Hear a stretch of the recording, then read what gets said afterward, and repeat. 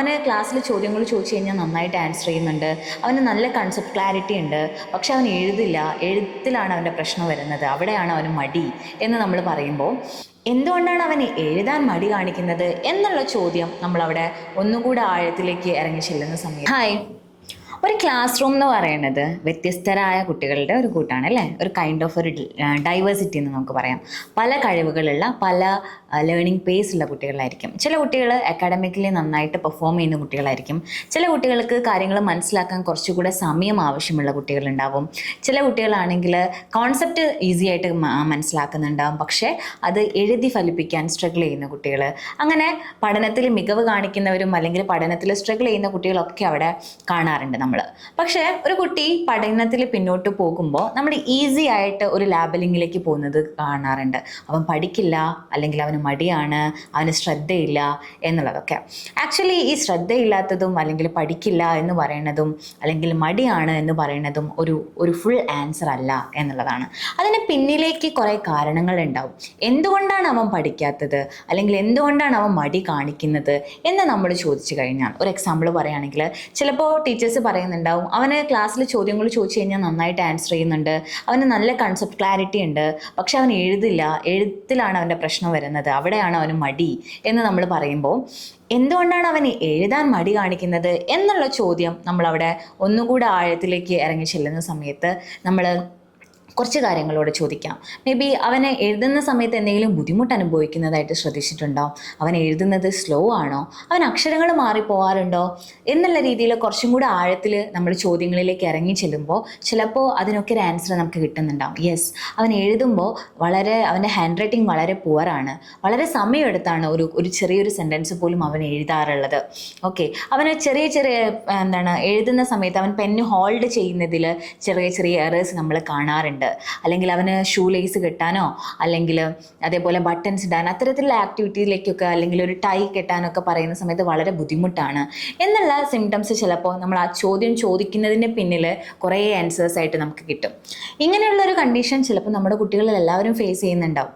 ഇന്നലെ നമ്മളൊരു പാരൻറ്റിനോട് ചോദിച്ചപ്പോൾ ആ പാരൻറ്റ് പറഞ്ഞിട്ടുള്ളൊരു സിനാരിയോ ആണ് ഞാനിപ്പോൾ ഡിസ്കസ് ചെയ്തിട്ടുള്ളത്. നന്നായി പഠിക്കുന്ന കുട്ടിയാണ്, കോൺസെപ്റ്റ് ക്ലാരിറ്റി എല്ലാം ഉണ്ട്, വായിക്കാനൊന്നും അവനൊരു പ്രശ്നമില്ല, പക്ഷേ അവന് ആൻസർ പേപ്പറിലേക്ക് ഒന്നും എഴുതി വെക്കുന്നില്ല. മേ ബി ആൻസേഴ്സ് എല്ലാം അവന് അറിയാമായിരിക്കാം. അപ്പോഴും നമ്മൾ അവിടെ ലാബിൽ ചെയ്തിട്ടുള്ളത് എഴുതാൻ മടിയുള്ളത് കൊണ്ടാണ് എന്നുള്ളതാണ്. എഴുതാൻ മടിയുടെ പിന്നിൽ ആ കുട്ടി സ്ട്രഗിൾ ചെയ്യുന്ന പെയിനെ നമ്മൾ അഡ്രസ്സ് ചെയ്യപ്പെടാതെ പോകുന്നുണ്ട്. ഓക്കെ, ഇത്തരത്തിലുള്ള കണ്ടീഷൻ എന്ന് പറയുന്നത് ലേണിംഗ് ഡിസബിലിറ്റിയിൽ വരുന്ന ഡിസ്ഗ്രാഫിയ എന്ന് പറയുന്ന കണ്ടീഷൻസ് ആവാം. ഓക്കെ, അപ്പോൾ ആ ഒരു പ്രോബ്ലത്തിനെ ആസ് എ പാരൻറ്റ് അല്ലെങ്കിൽ ആസ് എ ടീച്ചേഴ്സ് നമ്മൾ ഐഡൻറ്റിഫൈ ചെയ്യപ്പെടാതെ പോകുമ്പോൾ അത് കുട്ടിയെ ഒരു മടിയനായിട്ട് നമ്മൾ അവിടെ ലാബിൽ ചെയ്ത് വെക്കുന്നുണ്ട്. ഓക്കെ, ഇതേപോലെ തന്നെയാണ് അക്കാഡമിക്കലി ഉണ്ടാവുന്ന ഗ്യാപ്പുകൾ എന്ന് പറയുന്നത്. മേ ബി എന്തെങ്കിലും ഒരു കാരണങ്ങൾ കൊണ്ട് നമ്മൾ ഫസ്റ്റ് സ്റ്റാൻഡേർഡിൽ നിന്ന് സെക്കൻഡ് സ്റ്റാൻഡേർഡിലേക്ക് ഷിഫ്റ്റ് ചെയ്യപ്പെടുമ്പോൾ അച്ഛൻ്റെയോ അമ്മയുടെയോ ജോലി പ്രകാരം നമ്മളൊരു സ്കൂളിൽ നിന്ന് മാറ്റി മറ്റൊരു സ്കൂളിലേക്ക് കൊണ്ടുപോയി കുട്ടിയെ മാറ്റി ചേർക്കുമ്പോൾ ഇൻ ബിറ്റ്വീൻ ആയിരിക്കും ചിലപ്പോൾ കൊണ്ടുപോയി ചേർക്കുന്നുണ്ടാവുക. ആ കുട്ടി ആ ഒരു സ്കൂളുമായിട്ടൊരു പ്രോപ്പർ അറ്റാച്ച്മെൻറ്റിലേക്ക് വരാൻ കുറച്ച് സമയം എടുക്കുന്നുണ്ടാവും. ഫ്രണ്ട്സുമായിട്ടുള്ള ഒരു ന്യൂ ഫ്രണ്ട് സർക്കിൾ ക്രിയേറ്റ് ചെയ്യാൻ അവിടെ ബുദ്ധിമുട്ട് കുട്ടി അനുഭവിക്കുന്നുണ്ടാവും. പുതിയ ടീച്ചേഴ്സുമായിട്ട് ഒരു ബോണ്ട് ക്രിയേറ്റ് ചെയ്യാൻ ചിലപ്പോൾ കുട്ടി സ്ട്രഗിൾ ചെയ്യുന്നുണ്ടാവും. അതിനിടയിൽ അവൻ്റെ ക്ലാസ്സിൽ പഠിപ്പിക്കുന്ന പാഠഭാഗങ്ങൾ കറക്റ്റായിട്ട് ക്യാച്ച് ചെയ്യാൻ ചിലപ്പോൾ അവന് പറ്റിക്കൊള്ളണം എന്നില്ല. ഓക്കെ, അങ്ങനെ വരുന്ന സമയത്ത് ആദ്യമൊക്കെ അവനത് ഈസി ആയിട്ട് ചിലപ്പോൾ മെയിൻറ്റെയിൻ ചെയ്ത് പോവുമായിരിക്കും. പക്ഷേ ഒരു പോയിന്റ് കഴിയുന്ന സമയത്ത് അവന് 1ാം ക്ലാസ് കഴിഞ്ഞു, 2ാം ക്ലാസ്സിലെത്തി, മേ ബി 3ലും 4ലും എങ്ങനെയെങ്കിലുമൊക്കെ അവൻ ആ ഒരു ലേണിംഗ് ഗ്യാപ്പിനെ തള്ളി നീക്കാൻ വേണ്ടി ശ്രമിക്കുന്നുണ്ടാവും. പക്ഷേ ക്ലാസ്സുകൾ വലുതാവും തോറും 5ലോ 6ലോ എത്തുമ്പോഴേക്കും ചിലപ്പോൾ അവന് ആദ്യത്തെ ക്ലാസ്സുകളിൽ മനസ്സിലാകാതെ പോയ അക്കാഡമിക്കൽ പോർഷൻസ് ഉണ്ടാവാം. ആ പോർഷൻസിലുള്ള അറിവില്ലായ്മ കാരണം അല്ലെങ്കിൽ ആ ഒരു കൺസെപ്റ്റ് ക്ലാരിറ്റി ഇല്ലാത്തത് കൊണ്ട് തന്നെ വലിയ ക്ലാസ്സുകളിലേക്ക് പോകുമ്പോൾ ആ കുട്ടി സ്ട്രഗിൾ ചെയ്യാൻ വേണ്ടിയിട്ട് തുടങ്ങുന്നുണ്ടാവും. അക്കാഡമിക്സ് എന്ന് പറയുന്നത് നമുക്കൊരു ജസ്റ്റ് ഒരു കെട്ടിടം പോലെ നമ്മൾ നോക്കുകയാണ്. കെട്ടിടത്തിൻ്റെ ആദ്യം ആ ഫൗണ്ടേഷൻ സ്റ്റേജിൽ ഒരു ചെറിയൊരു വിള്ളൽ വന്നിട്ടുണ്ടെങ്കിൽ ആദ്യകാലങ്ങളിൽ നമുക്കത് കാണാൻ വേണ്ടിയിട്ട് സാധിക്കണമെന്നില്ല അല്ലേ. ഒരു 2ാമത്തെ വർഷമാകുമ്പോഴും രണ്ടാമത്തെ സ്റ്റേജിലേക്ക് പോകുമ്പോഴേക്കും വലിയ ബുദ്ധിമുട്ടൊന്നും ഉണ്ടാവില്ല.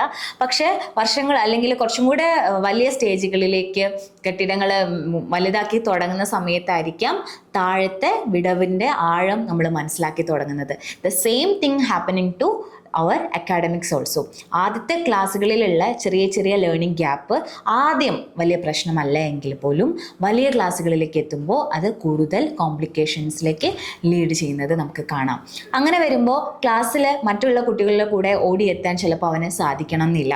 അപ്പോൾ ടീച്ചർ എനിക്ക് കൺസെപ്റ്റ് മനസ്സിലാവുന്നില്ല എന്ന് ഓപ്പണായിട്ട് പറയുന്ന കുട്ടികൾ വളരെ കുറവാണ്. കാരണം അവർ അത്തരത്തിൽ എനിക്ക് മനസ്സിലാവുന്നില്ല അല്ലെങ്കിൽ എനിക്ക് മനസ്സിലായില്ല എന്ന് പറയുമ്പോൾ അവരുടെ തോട്ടിലേക്ക് വരുന്നത് ബാക്കിയുള്ള കുട്ടികളൊക്കെ എന്താ എന്നെ പറ്റി വിചാരിക്കുക, ഞാൻ മണ്ടനാന്ന് വിചാരിക്കുമോ, എന്നെ അവർ കളിയാക്കുമോ, ടീച്ചർ എന്നെ പറ്റി എന്ത് വിചാരിക്കും എന്നുള്ള രീതിയിലുള്ള ചോദ്യങ്ങളായിരിക്കും അവൻ്റെ ഉള്ളിലേക്ക് ഒന്നൊന്നായിട്ട് വന്നിരുന്ന് തുടങ്ങുന്നത്.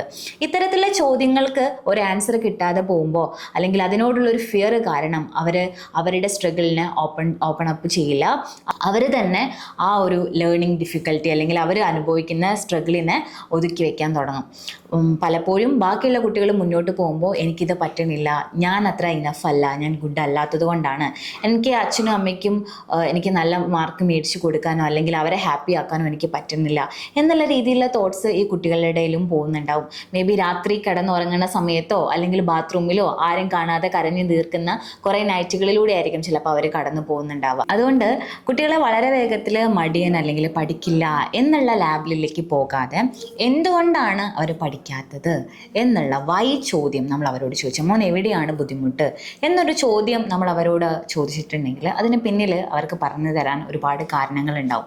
ഇന്ന ബുദ്ധിമുട്ടുകളാണ് ഞാൻ ഫേസ് ചെയ്യുന്നത്, എനിക്ക് കാര്യങ്ങൾ അറിയാം പക്ഷെ എനിക്ക് എഴുതാൻ പറ്റുന്നില്ല, എഴുതാൻ ഭയങ്കര ബുദ്ധിമുട്ടാണ് എന്നുള്ളത്. പലപ്പോഴും ഈ എല്ലാം അറിയാവുന്ന ഒരു കുട്ടിക്ക് എഴുതാൻ എന്തുകൊണ്ട് പറ്റുന്നില്ല എന്നുള്ള ചോദ്യത്തിൽ അവനത് മടിയായിരിക്കാം എന്നുള്ള ഒരു തോട്ടിലേക്ക് നമ്മളെ എത്തിക്കുന്നത് ആ ഒരു കണ്ടീഷനെ കുറിച്ച് നമ്മൾ അത്രയും അവെയർ അല്ല എന്നുള്ളത് കൊണ്ടാണ്.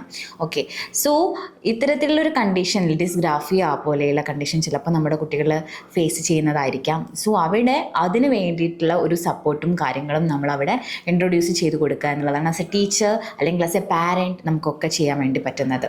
സോ പലപ്പോഴും കുട്ടികൾക്ക് വേണ്ടത് അവരെ വഴക്ക് പറയുന്നതോ അല്ലെങ്കിൽ ഉപദേശിക്കുന്നതോ ആയിട്ടുള്ള ഒരാളെ അല്ല, മറിച്ച് അവരുടെ പ്രോബ്ലത്തിനെ ഫൈൻഡ് ഔട്ട് ചെയ്ത് അതിനൊരു പ്രോപ്പർ ഹെൽപ്പ് ചെയ്തു കൊടുക്കാൻ വേണ്ടി പറ്റുന്ന ഒരാളെയാണ് അവരൊക്കെ ആഗ്രഹിക്കുന്നത്.